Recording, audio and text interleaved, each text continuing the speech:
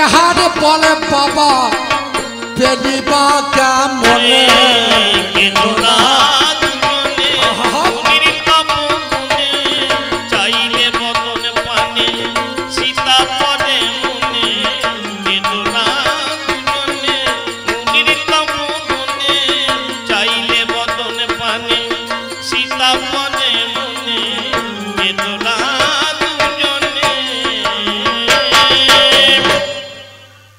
তুমি কে জানি না, তুমি আমাদের কাছে কে এসেছো আমরা জানি না, তবে তুমি যে জিজ্ঞাসাগুলো করেছো উত্তরটা করে দিতে হবে। একটু দাঁড়াও, আমরা ধনুর্বাণটা রেখে আমাদের একটা যন্ত্র আছে নিয়ে আসি, তোমাকে শোনাবো। রামচন্দ্রের কাছে দুজনে করজোড়ে দাঁড়িয়েছে, প্রণাম করে বলছে জানো তুমি বলছো নাকি রাম, এই নামটা আমার মায়ের মুখে আমি অনেকদিন আগে শুনেছি, তবে তুমি যে পরিচয় চাইছো ওটা কি পরিচয় দেব গো আমরা, বলো বলো রাম আমি তোমার স্থানে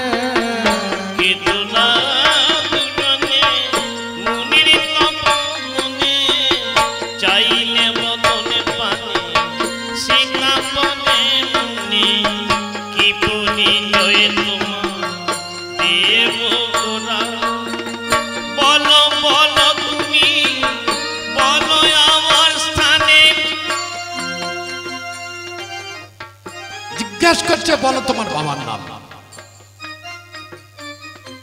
বলে বাবার নাম আমার পিতার নামে কভু করেনতে না শুনি, মায়ের নামে হয় গো জন্ম দুঃখী, পিতার নাম কভু করেনতে না শুনি,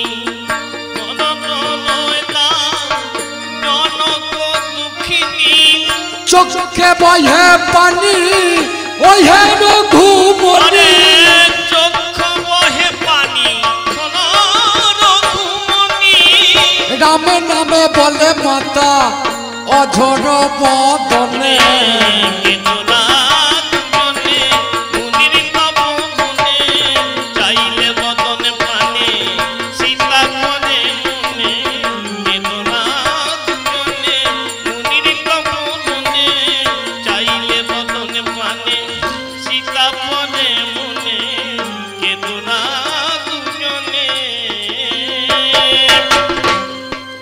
রাম কাঁদছে লবকুশ কাঁদছে,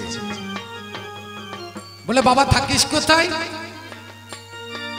ছেলে দুটো হাস, ওগো রাম দেখে বুঝতে পারছো না আমাদের বসন নেই,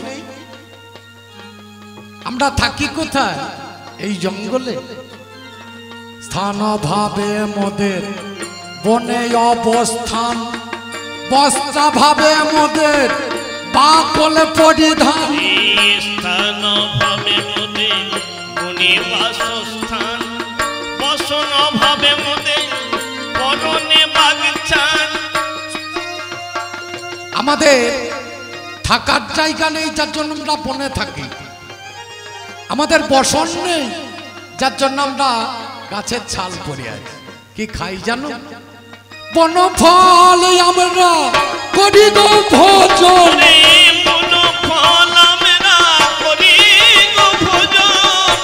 শুধু বন ফল খাই না আমরা ঘুমাই কোথা জানো, শয়নে করি আমরা মৃত্তিকার উপরে,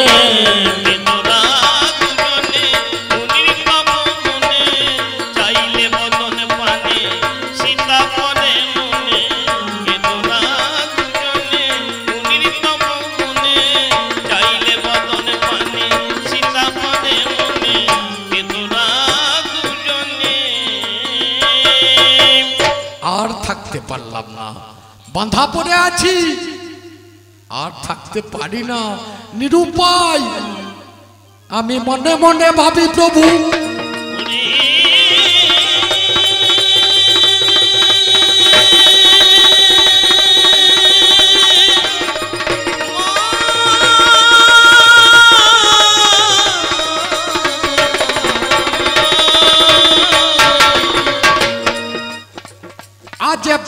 বেটাতে হবে গো মিলন।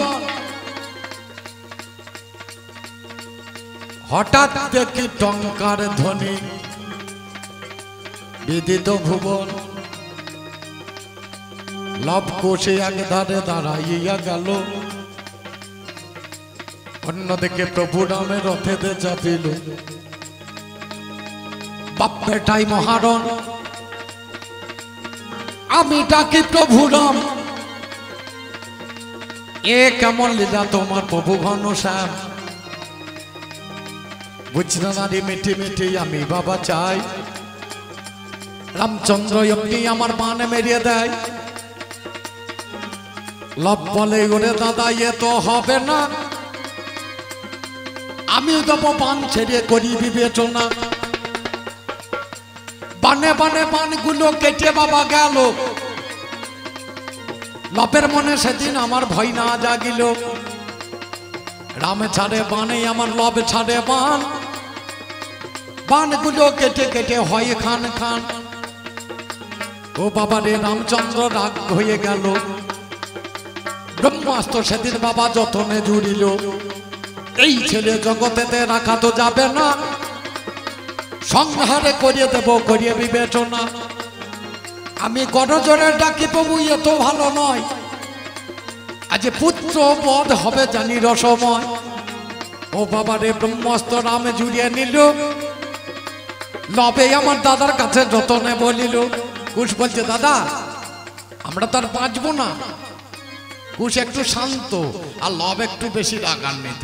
লব বলছে ভাই রে দুঃখ করিস না, আমি তো আছি। রাম যদি আমাদেরকে মেরে দেয় ব্রহ্মাস্ত্র দিয়ে, আমিও বান জুড়ে দেবো সর্বসংহার। এই পৃথিবীতে রাম কেন বাবা কিছুই বাবা থাকবে না, কিছুই বাবা থাকবে না। আমিও বাল্মীকির শিষ্য বটি। কিছুই বাবা থাকবে না, আমি তার শিষ্য বটি। কিছুই বাবা। রামচন্দ্র জুড়েছেন ব্রহ্মাস্ত্র আর লব জুড়েছে সর্বসংহার। মন্দপুত কোটে পান ধনুকে লাগালো।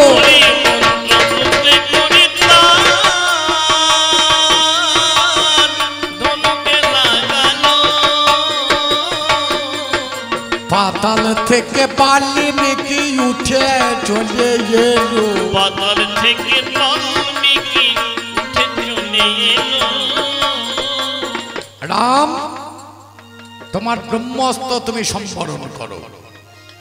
পাতাল থেকে এসেছে বাল্মীকি মুনি, দুই দিকে হাত দিয়েছে। লব তোমার যে অস্ত্র তুমি সম্বরণ করো। প্রভু রাম করে জোরে দাঁড়িয়েছে। মুনিবর বলে বাপের হাতে যুদ্ধ হবে না, বাপের হাতে যুদ্ধ হবে না। রামচন্দ্র জিজ্ঞেস করলেন কে বেটা?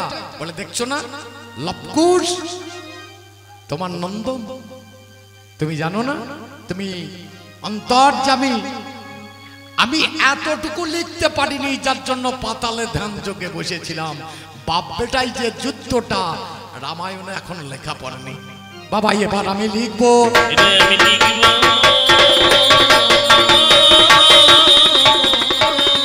অর্জুন আমি আগে থেকে জানতাম এরা দুজন সীতা মায়ের ছেলে, এদের অঙ্গে আমি আঘাত দিতে পারবো না, যার জন্য প্রভুকে বলেছিলাম আমি ওখানে তো যাব না।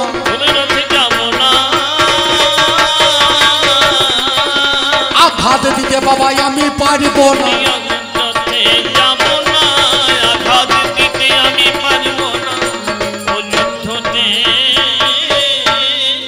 আজ জগতের বুকে দেখবেন যত যত মন্দির আছে, হনুমান মন্দির যত আছে, বজরংবলী মন্দির। ও মা, কোন মা যদি হনুমানের পদে গিয়ে একটু সিঁদুর দান করে, জীবনে তার স্মৃতি সিঁদুর যাবে না। কেন গো? একদিন সীতামার সিঁদুর পড়ছে স্মৃতির মাঝখানে, আর আমি কি বলছি ও মা তুমি স্মৃতি সিঁদুর লাগাচ্ছ কেন গো? বলে তোর বাবার পরমায়ু বেড়ে যাবে। মা যেমনই চলে গিয়ে তার সিঁদুরের কৌটোটা নিয়ে আমি মাথায় ঢেলে নিয়েছি, গোটা শরীরে মেখে বসে আছে, শরীরটা লাল করে বসে আছে। প্রভু রাম এসে বলছে হনুমান এটা তোমার কেমন বেশ? বলে তোমার পরমায়ু বাড়ি দিলাম। আমি তো বোনের পয়সা অত তো জ্ঞান নেই। আমরা তোমার পরমায়ু বাড়িয়ে দিয়েছি। বলে কি করে? আমার মা বললো যে একটু সিঁদুর পড়লাম, যার জন্য তোর বাবার পরমায়ু বাড়বে। আমি দেখলাম গোটা গায়ে যদি আমি মাখি, তুমি কোনোদিন আমাকে ছেড়ে যাবে না। আমার মাথায় হাত দিয়ে সেদিন বলেছিল, ওরে হনুমান, আমি তোকে আশীর্বাদ করছি, কোন মা যদি তোর পদে এক বিন্দু সিঁদুর দান করে, তার স্বামী কখনো যাবে না।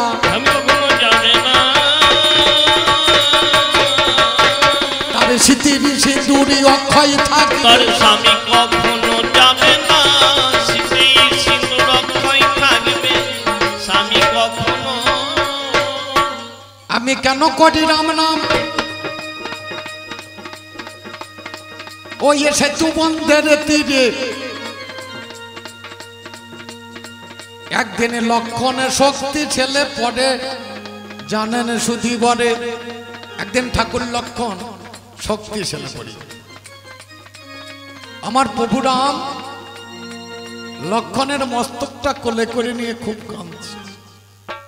ওঠো রে হে লক্ষণ, দাদা বলা ধন, দাদা বলে একবার জোড়ারে জীবন। দাদা বলা দাদা বলে আমার জোড়ারে জীবন।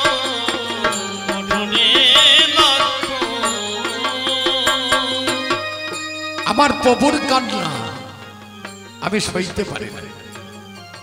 বিভীষণের কাছে গিয়ে বললাম, হ্যাঁ গো মিতাবর, এর কি কোনো উপায় নেই? বলে আছে, লঙ্কাতে তোমাকে যেতে হবে, একজন ডাক্তার আছে, নাম যার সুসেনপুত্র। সেই সুসেনপুত্রর কাছে তাকে যদি ডেকে আনতে পারো। লঙ্কা ধামে গেলাম আমি, সুসেনারে তরে হাইরে সুসেনার তরে তারে চুরি করে নিয়ে এলাম আমার সাগরের কিনারে। হাইরে সাগরের কিনারে আমার সুসেনপুত্র এসে বলে, ও গো হনুমান, আমি থাকলে বাঁচবে না তোমার ঠাকুরের প্রাণ। আমি বললাম কি করিব, কোথায় এখন যাব, কেমন করে লক্ষণ ঠাকুরের প্রাণটা যে বাঁচাবো। বলে যাবে তুমি গন্ধমাদনে রাত্রি বেলায়, রাত্রে গেলে বাঁচবে লক্ষণ, দিন হলে তো নয়। রাত্রির মধ্যে আসবে ফিরে, গন্ধমাদনে আনবে, ঔষধগুলো এনে তুমি দেখো আমার হাতে দেবে। ও বাবা রে, তরা করে আমি আকাশে উঠিলাম, জয় রাম শ্রীরামে বলে যখন আমি ভাসিয়া চলিলাম।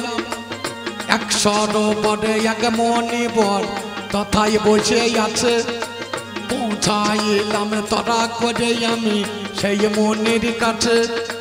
বলো বলো ও মনিবর, কোথায় আমি যাব, গন্ধমাদন কেমন করে আমি চিনিতে পারিব।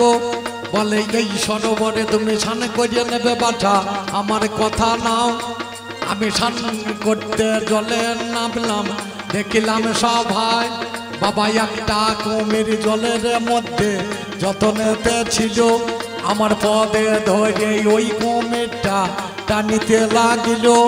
আমি জয়রামে বলে লাভ মেরেছি, কুমির উঠে আসে। আমি সচক্ষে বাবা দেখতে পেলাম, জানাই দর্শের কাছে, যেটা কুমির ছিল নারী হলো বিশ্ব দুনিয়ায়। ওই মেয়েটার স্বর্গের অপসরি বলবো নাই অন্যায়। আমার যেমন সময় সূর্য দেবকে আকাশে দেখিলাম, আমি লাভ মেরে ধরা করে সূর্যের কাছে গিয়ে হাজির হলাম। আমার সূর্য দেবকে বগলের মধ্যে দাবিয়ে নিলাম ভাই। আমি গন্ধমাদনে পৌঁছালাম, বলবো নাই অন্যায়। আরে জয়রাম বলে ঘুরে বেড়াই ও সদে চিনিবারে নারী। আমি কেমন করে ঔষধ নেব আমরি আমরি আমার পটপট খানা নিলামে তুলে বাম হাতে দে ভাই রাম বলে অমনি আমি উড়ে চলে যাই এ দেখতে ভরতে আমার নন্দী গ্রামে ছিল আমার পদের মধ্যে মাটুলি তখন যতনে মারিল আমি নেমে এলাম নন্দী গ্রামে গানের মহাশয় আমি ভরতের কাছে কত জোরে যতনে দাঁড়ায় বলে তুমি কোন মহাজন এখন বলো আমার কাছে ওরে তোমার মুখে জানতে আমার বড় ইচ্ছাই আছে বলে রামের ভাই আমি ভরতে হলাম বিশ্ব দুনিয়ায় আমি রাম ভক্ত হনুমান ভাইয়া তোমারে জানাই এক্ষণে তুলে দেবে তাছাড়া হবে না ওরে লক্ষণ ঠাকুর প্রাণে দেখো আর তো বাঁচবে না ও আবার এই বলে আবার তুলে দিল আমি ঠাকুরের কিনারে চলে এলাম জানেন সুধি দল আমি এলাম যখন সুশানে বদ্ধ কহিছে বচন ঔষধে বাবা কাঠ হবে না জানাই নিবেদন ও বাবা রে পাল্লাদার ভেবে দেখো মনে ঔষধ আনতে যেতে হবে লঙ্কার মাঝখানে সতী নারী স্তনসুদায় একবার বাবা চাই তাছাড়া বাঁচাবার কোনো উপায় নাই কোন জন সতী নারী বলো প্রকাশ করে একমাত্র মন্দোদরী জানাই গো তোমারে ও বাবারে ব্রাহ্মণের বেশ ধরে নিলাম মন্দোদরীর কাছে গিয়ে উপনীত হলাম মা জননী দরদিনী আমার কথাই নাও একটু স্তনভাণ্ডই আমায় তুমি দাও ওই সুদা নিয়েই আমি কিনারেতে যাব লক্ষণে ঠাকুরের প্রাণটা বাঁচাবো মা জননী দরদিনী কোন কর্ম করলো স্তন থেকে সুদাই আমার বের করিয়ে দিল নিয়ে এসে দিলাম বাবা লক্ষণ বেঁচে যায় মাকে বলেছিলাম শোনোরা হেতায় আমি একটা আশীর্বাদে তোমায় দিয়ে দেব সেই আশীর্বাদ দিন আমি তোমার এতে দেব মা জননী দরদিনী কই যে বচন এখন আমার দরকার নাই শোনো গো এখন তুমি হলে কোন জনে দেখো আমার ঠাই আমি বললাম হনুমানে বলবো নাই অন্যায় রামভক্ত হনুমানে তোমার কাছে গায় মা জননী দরদিনী আমার কাছে গায় আজকে আমি বর্ণাবো না তোমার কাছে রাখলাম যেদিন আমার দরকার হবে নেব তোমায় জানালাম এও বাবারে পাল্লাদারে জানাই কপিল গানে চলে এলাম যেদিন আমি বিশ্বের বাগানে রাবণের সঙ্গে রামের যুদ্ধ লেগে গেল রাবণ রাজা যেদিন আমার ধুলাতে পড়িল মন্দোদরী এসে বাবা কাঁদতে কাঁদতে ভাই আমার সামনে এসে যতনে দাঁড়ায় ওরে আমার হনুমানে আমার কথা নিবি সেই বরটা আজকে আমার তুই বাবা দিবি আমি বলেছিলাম একটা বর নেব কাছে আজকে বর নেব বাবা আমি তোমার কাছে আমি বললাম যাহা যাবে তাই তোমায় দেব বরটা আমি এখনই তোমায় দিয়ে দেব মন্দোদরী করো জোরে আমার কাছে গায় আমার স্বামী মারা গেছে বলবো নাই অন্যায় স্মৃতি সিঁদুর জানোই আমার রক্ষায় থাকে বাহানি ওরে আমার হনুমানের সঙ্গে গুণমণি আমি বললাম মা জননী সেটাই তো হবে জগতের মধ্যে বাবা চিতা জ্বলবে যতদিন স্বামীর চিতা জ্বলবে দুনিয়ায় ততদিন বিধবা হবার উপায় নাই আমি হনুমানের চিরজীবী হয়ে রব তোমার স্বামীর চিতায় কাঠটা জোগাবো যখন আমার নিবু নিবু হবে মহাশয় আমি রামে রামে করব আর কাঠটা যোগ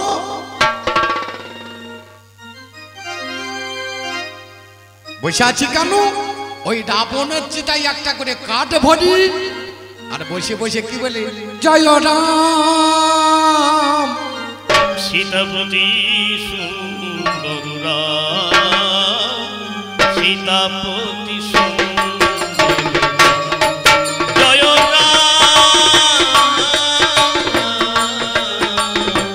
সীতাপতি সুন্দররা সীতাপতি সুন্দররা সত্যে নারায়ণ তেতায় রাম তুমি সত্যে নারায়ণ তেতাই রাম তারপরে বৃন্দাবনে নব ঘন শ্যাম তুমি সত্যে নারায়ণ তেতাই শ্রীরাম তাপনে বৃন্দাবনে নব ঘন শ্যাম জয় সীতাপতি সুন্দররা সীতাপতি সুন্দররা তাহলে আমার নামটা বুঝলে আমি হনুমান এবার সেতুবন্ধ রামেশ্বরে বসে আছি ভাই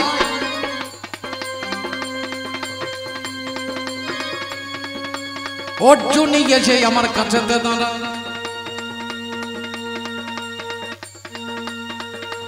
আমি বললাম, ওরে অর্জুন, এই যে ভগ্ন সেতুটা দেখছিস না, কত কষ্ট করেছি রে, কত ইট, কত পাথর, কত বন, কত জঙ্গল। আর বলিস না, আর আমি পারবো না। দাদা গো,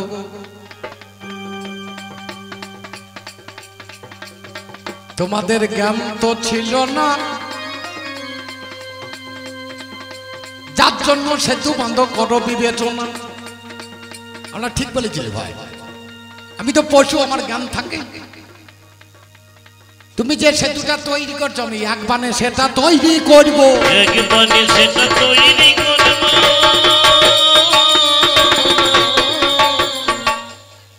আমি মনে মনে ভাবছি, বাবা রে, এ তো ভালো বীর। আমাদের এত সৈন্য সামন্ত নিয়ে বাবা 7 দিন সময় লেগেছিল এই সকেটটাকে বাঁধতে, এই সাগর বন্ধন করতে 7 দিন সময় লেগেছিল। আর তুই বলছিস এক বানে? বলে হ্যাঁ দাদা, তুমি যদি দেখতে যাও আমার সেতু, তোমাকে আমি দেখা দেব। বলে ওরে ভাই, আমি তো দাদা, আমার ভাই যদি উন্নতি করে সেটা একবার দেখবো না? তবে দাদা, তুমি যেখানে বেঁধেছো এখানে আমি সেতু বাঁধবো না। কোথা বাঁধবি? সরস্বতী নদীর তীরে দুজনাতে যাব। আমরা সরস্বতী নদীর তীরে দুজনেতে যাব। সেখানেতে একটা সেতু বাঁধিয়া দেখাবো। সেইখানেতে একটা সেতু বাঁধিয়া দেখাবো। ধনুর্বাণ হাতে নিয়ে অর্জুন যখন বাণটা ছেড়েছে, দেখছি সুন্দর একটা সেতু। আমি একটু হাসলাম, অর্জুন ভাই, তুমি বড় জ্ঞানী মানুষ। আমাদের এত সৈন্য সামন্ত নিয়ে আমাদের 7 দিন সময় লেগেছে, আর তুমি মাত্র একটা বানে এত সুন্দর সেতুটা বানিয়ে দিলে। সেতুটা কেমন হয়েছে একবার দেখবো না? বলে দাদা দেখবে? বলে দেখবো।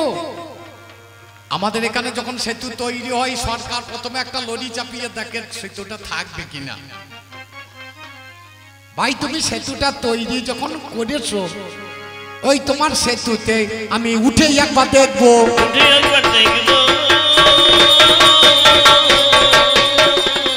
তোমার সেতু কেমন শক্ত, আমি উঠে একবার দেখবো তোমার সেতু কেমন শক্ত আছে।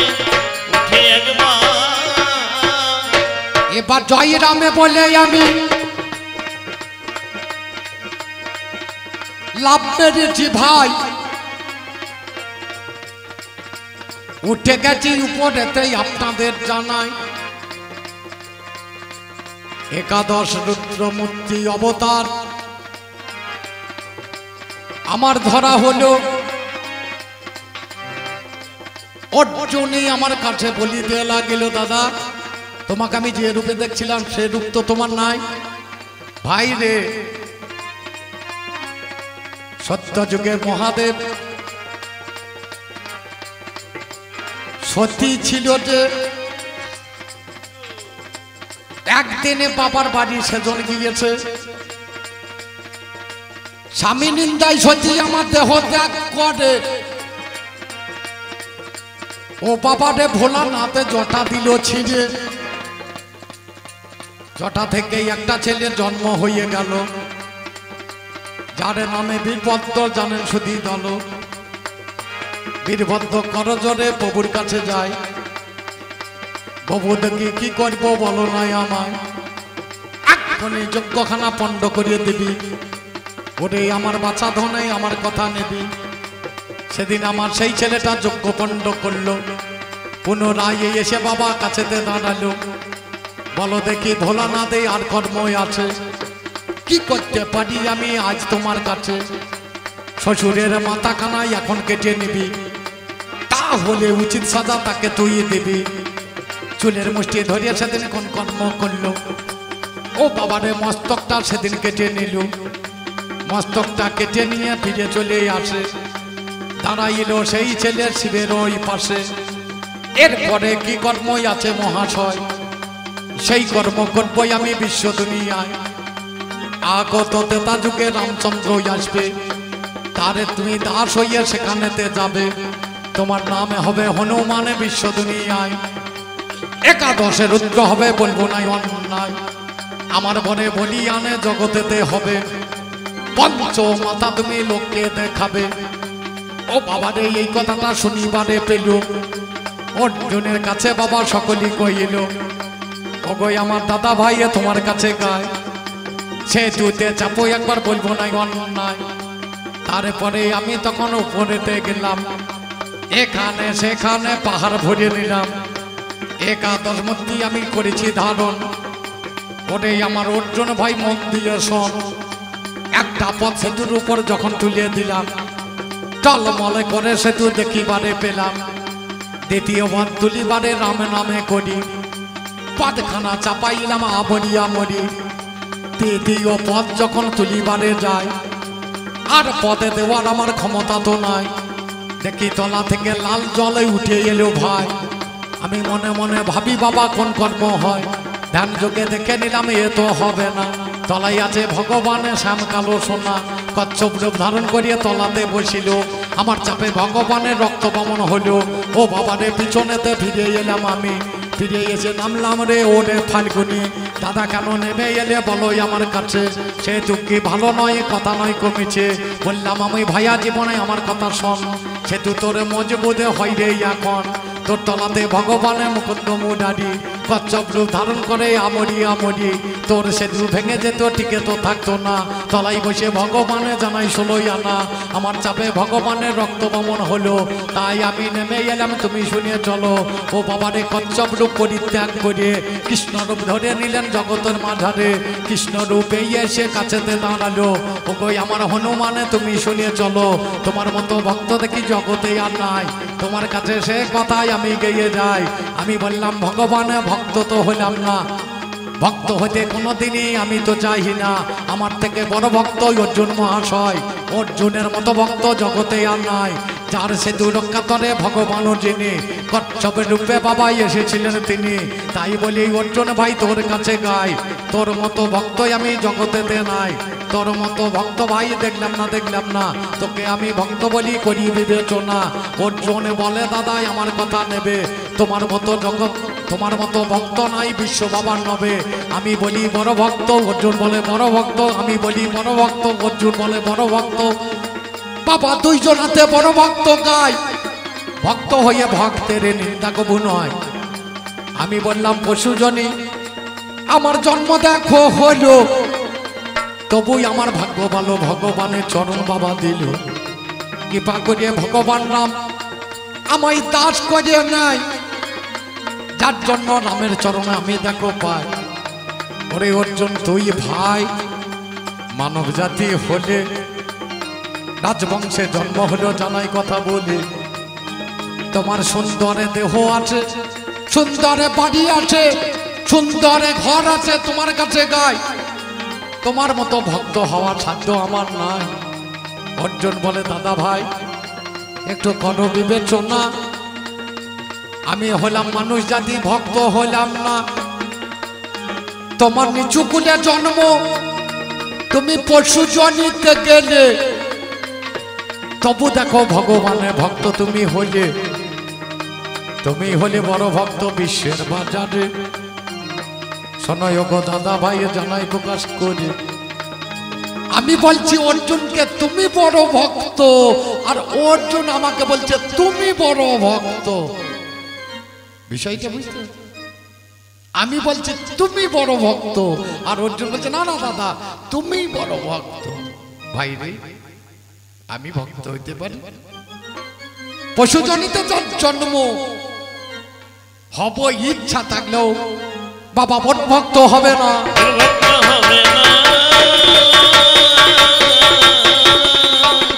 তবে একটা কথা ভালো বলেছ, আমি প্রথম সিঁড়িতে আছি আর তুমি দ্বিতীয় সিঁড়িতে আছো। আমি দাস ভাবের ভক্ত, আর তুমি সখা ভাবের ভক্ত। আমি ভগবানের জন্য করেছি, আর তুমি ভগবানকে করিয়েছ, ভগবানকে রড ডাকা করিয়েছ, আর আমি ভগবানের জন্য কিছু করেছি। এইটাই হচ্ছে কালের বিষয়। ভক্ত একটা সখ্য ভক্ত, একটা দাস্য ভক্ত। বাবা ভক্ত তার ভক্তের নিন্দা করে না। তুমিও বড় ভক্ত, ও বলছে তুমিও বড় ভক্ত। এই সেতুবন্ধ রামেশ্বরে এসে দুই ভক্তের মিলন ঘটিয়ে দিয়ে এবার একটু মিলন ঘটে। এখন লাগবো বলে গন্ডগোলে, আরে থাকিলে চলে না।